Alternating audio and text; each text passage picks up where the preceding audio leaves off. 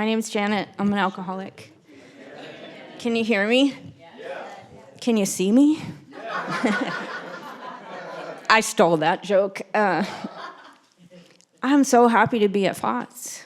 I can't tell you. I don't know if you guys can feel it, but this is a subset of people in the world, you know.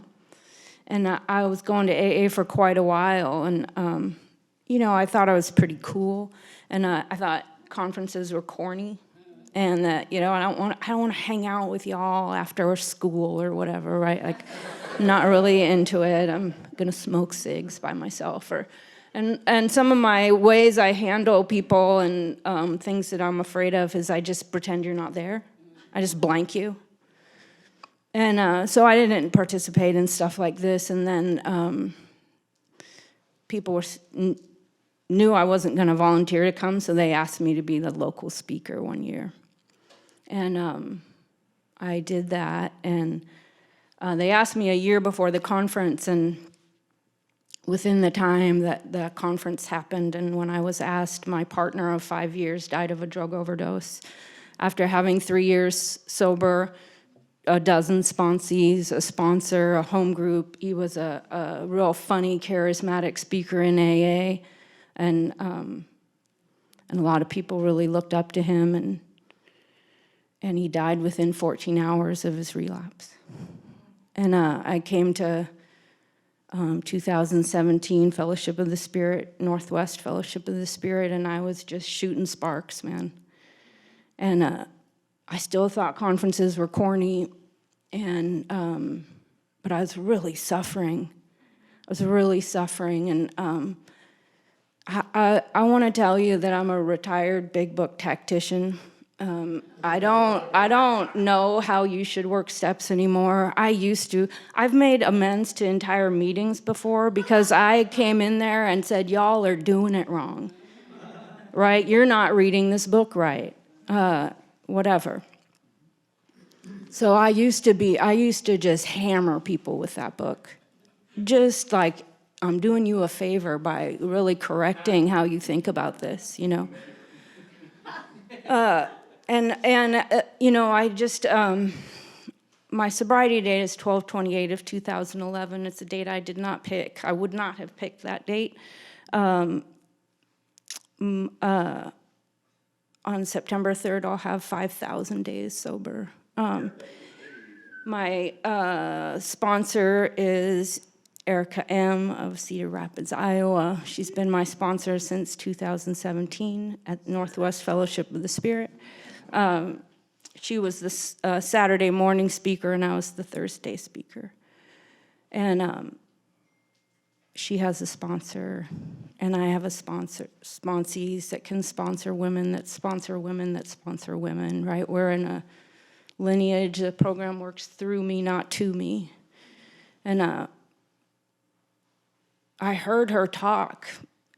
I was suffering. I was not hearing in AA meetings. I was like, willing to put down my fists, but I wasn't really willing to be wrong yet. And I was not hearing what I wanted to be hearing in AA meetings. And sometimes that happens. And I do believe, like, overarching the umbrella over all of my thinking lately is like there's only one thing happening, and it's the divine activity of God, right? And there's nothing bad. There's nothing good. It's all divine. And so I carry that into most conversations these days, but I did not have that then. And I was really hurting.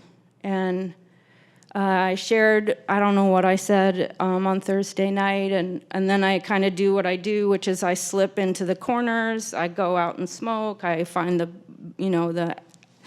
just have to delete you people because I can't be vulnerable.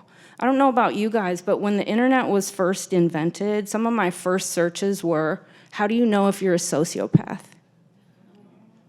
Because I couldn't attach to you. I didn't have it. I was scared of you. I grew up, my parents are both atheist scientists that didn't talk to me. And I was a real emotional kid. And they called that an artist. And I was in therapy when I was 8.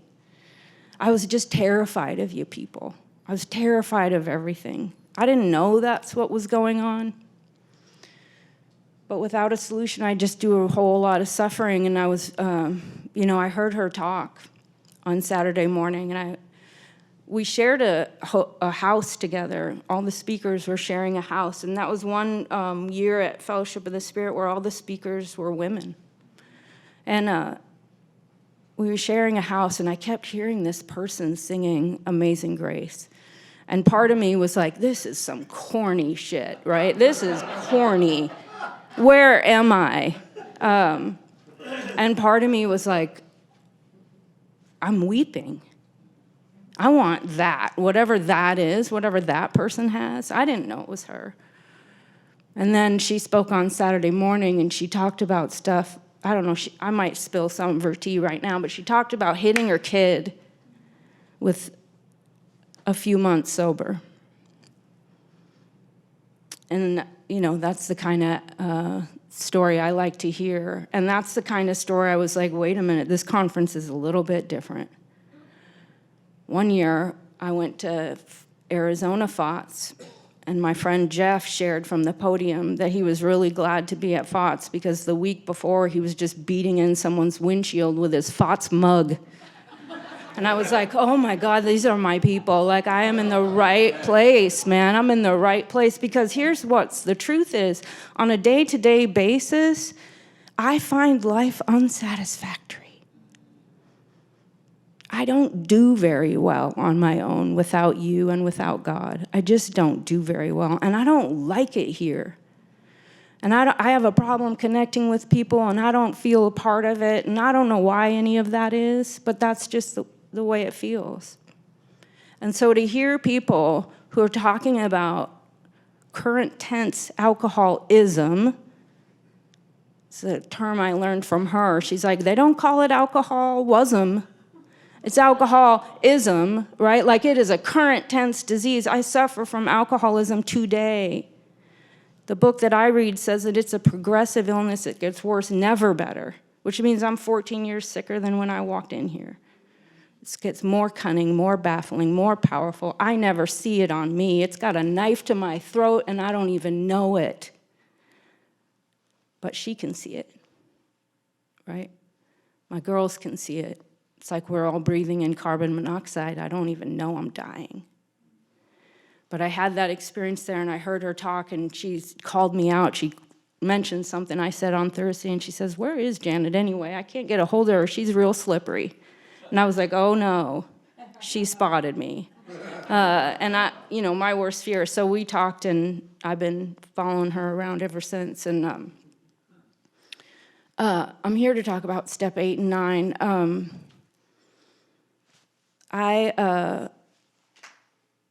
Faith without works is dead. Man, I have to stay in action. I have to align my will with God's will. I don't even know what any of that means when I make my first list. I don't know what I'm doing. But I think 8 gets a lot of short shrift in AA. We often do panels like this where we combine it with 9, and it doesn't get to stand by its own. And it is the step that stands by its own. Because what we ask for is that we become willing to make amends to them all. And so that's action, right? How it's this indispensable we talk about, willingness, but do you know how to get it? I don't know how to get it. I don't know where it comes from. I don't know how to manifest willingness. One of the dream inventions that I think about, I'm a software developer, is my old life. I have a couple side projects, but one of my inventions that I dream about making is like, what if I could make a big red button? And when someone was willing to get help, they could push that button, and a fleet of people would go to them and help them, right? Because willingness to me seems like a window. Sometimes it's open and sometimes it's not. And I don't know what opens it and I don't know what closes it. But I remember I'd be willing to go to treatment or willing to go to a meeting, and then he would call and I'm not willing anymore. Or I'm willing until 5 p.m. and then I'm not willing anymore. And so how do I hold on? My list, I don't know about y'all, but my 8-step list is scary. I'm real scared about making approaches to some of them. Some of them I can't imagine how I'm going to be able to do it. And so the way we've been instructed is I put them on cards. A lot of us put them on cards, and then those cards become active business, right? I don't put those cards in a drawer and say I made my cards. Those cards stay on the altar. They stay, as we say, active business. And I am praying for them. I'm praying for the willingness to make those amends. I have to have God change my heart because I can't change my heart. So that's my experience of 8. And then it says, faith without works is dead. Whether we like it or not, that's a biblical quote. The book of James is an inspiration to Bill as he was writing the book. There's another way that they say that in the Bible, which is through Abraham's work, his faith was made perfect. That's the way we perfect our faith, is by work. And so the way I organize amends with my girls is we do business associates and friends first. That's the number one set of amends that we do, business associates and friends. And then we do financial, then we do criminal, then we do the domestics, and then we do the people, the amends you could not make, the people who cannot be seen, the thrown out of the office amends. And so we do those in an order. They're laid out in an order. We just follow that order. The way I see it is the business associates and friends, a lot of times, 9 out of 10 times, the unexpected happens, right? But a lot of times, we kind of, like, the stakes are kind of lower for those ones, right? The stakes, what I think the stakes are.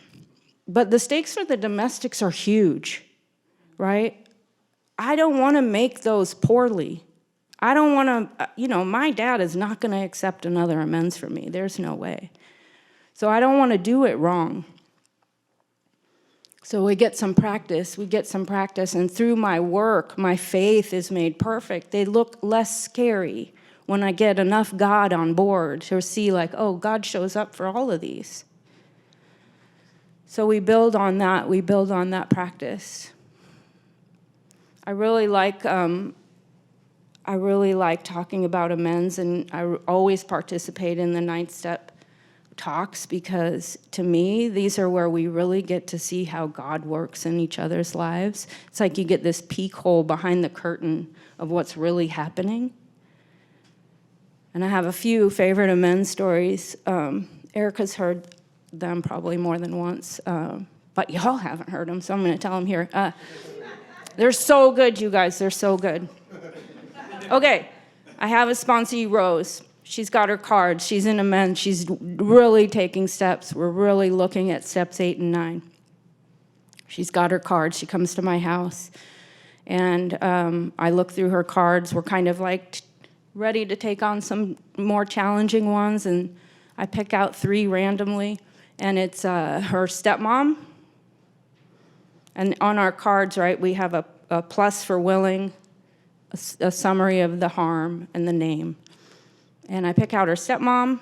I pick out a card that is a boy she knows, a man she knows from the streets. She can't remember his name. She can just remember his street name and the harm that she caused, like some kind of drug deal gone bad situation. And the third one is the receptionist at the church that she holds a meeting at, because she yelled at that lady because they accidentally threw away her meeting supplies. I'm like, here's the 3 for this week. We do 3 a week. We just chip away at them, and her assignment is to go make the approach and make the amends after she touches in with me. And she does her mother-in-law first, and it goes really well, and they have a rekindling, and she feels like really excited about that. And she's like, well, what do I do about the guy whose name I can't remember? I'm like, well, we're just going to keep praying for that and see what happens, and go ahead and make the amends to the receptionist. And she's like, what does that even look like? I'm like, well, you're representing AA, and you yelled at her, and we don't want her to have a bad impression of AA, right? Like, this is a church that will host our meetings. We want to, patch that up. And she's like, so what do? I, buy a bamboo plant or something for her desk? I'm like, that's probably good. And I go say you were wrong, and, tell her you're sorry. And she's willing, but she's not looking forward to this one, right? Just as like, seems extreme, right? And so she's on the phone with me as she's pulling into the church parking lot, and she's like, this is corny. I don't want to do this one. She's not going to remember who I am. I'm like, yeah, just go do it. It's going to be weird. It'll be awkward. But you never know. 9 out of 10 times, the unexpected happens.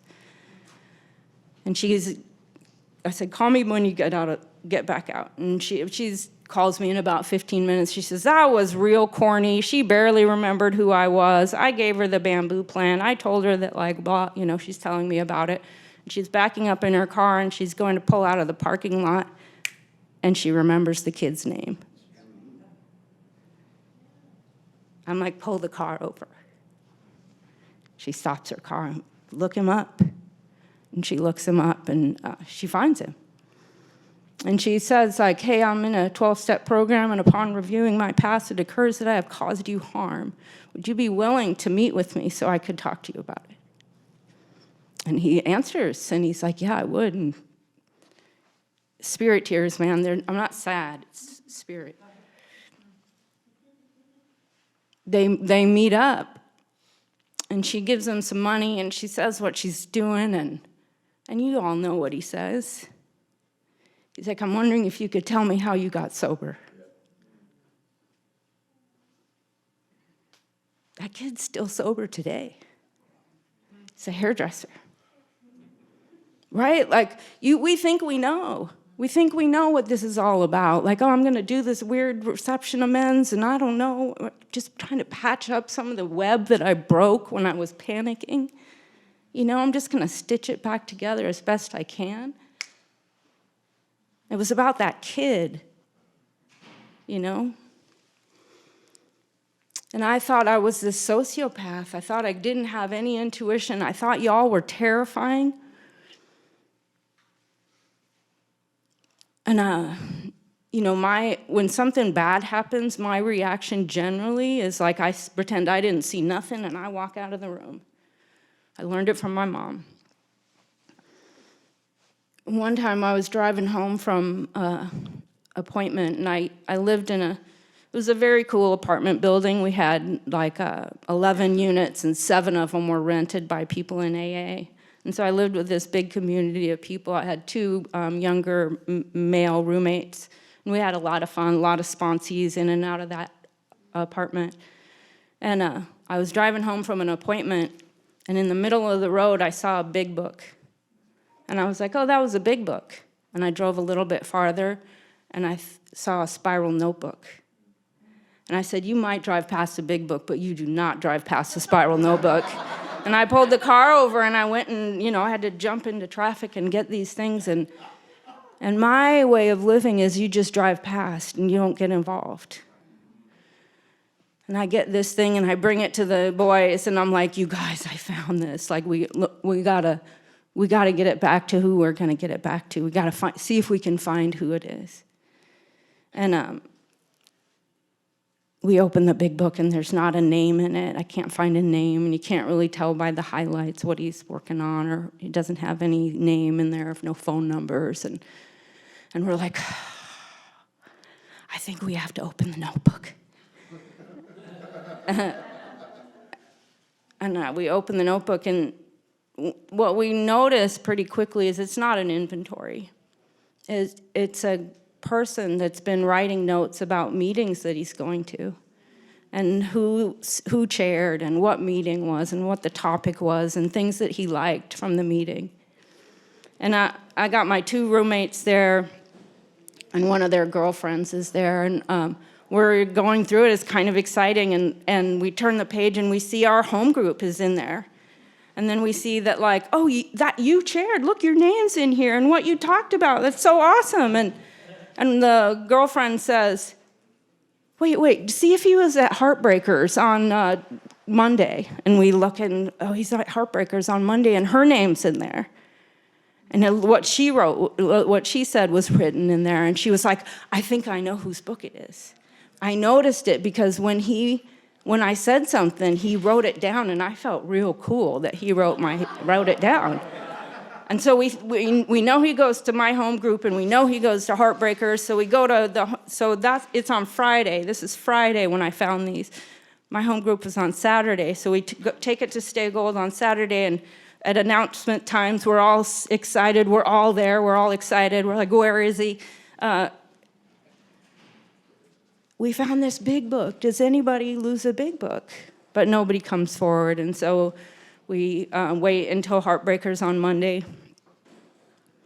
And, we're all real excited. The whole gang's there. We're like, he's going to be here. I feel like he's going to be here. And my friend Jason is holding the book and the notebook in his lap. And he sees a guy get up and start walking towards the door. And this is Monday. Heartbreakers is on Monday. And he says, I don't know how I knew, but I knew. And he follows that man out the door, and he says, hey, did you lose a big book? And the guy turns around, and his eyes are full of tears. And he's leaving AA. He's done. He didn't hear it. He didn't feel it until that day, until that. He lost his big book on Friday. He got it back on Monday. Right? It's like, I used to not get involved in other people's lives. And the amend, which has been a great risk to me, because I'm still really scared of you all. I've just been showing up and hearing inventories and reading inventories, and what has happened is, I thought when we were talking about being connected to each other, it was like a theoretical connection, like, yeah, I have her phone number. I didn't know it was like, I don't know, maybe closely like an umbilical cord connected from me to her, from me to Tom, from me to y'all, right? Where I feel your pain.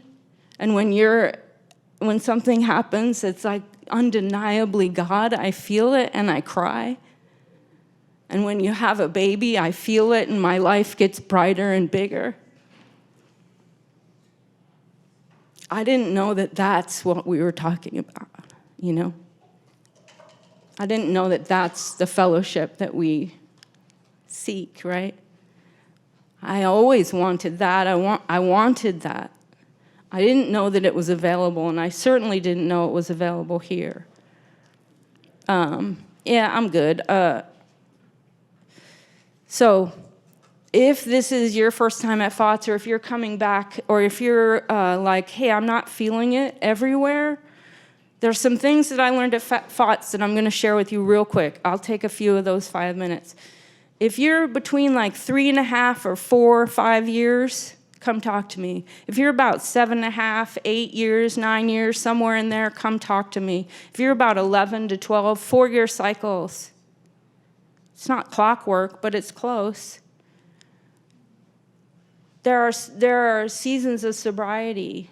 And when you go through a winter season, you might think things like, this is all stupid now. I hate what everybody's saying. I don't feel God, and I don't want to be here anymore. And that's totally like natural, normal. That's a season that we all go through. And the thing is when I didn't know that, if you look, a lot of times people drink around 3.5, 4 years. People drink around 7.5, 8 years. Because I think we hit that dull spot where it's not bright and sunny, and it's not, I'm not reaping the rewards of, I'm going through the dark night. I'm going through the desert. I'm feeling it. Life is lifey. And if I don't know that, like everything else, will pass, it might not be worth staying. So if you're here like, hey, I've been real disconnected. We all just went through this cultural trauma called COVID. We're not all back yet. We're not all okay.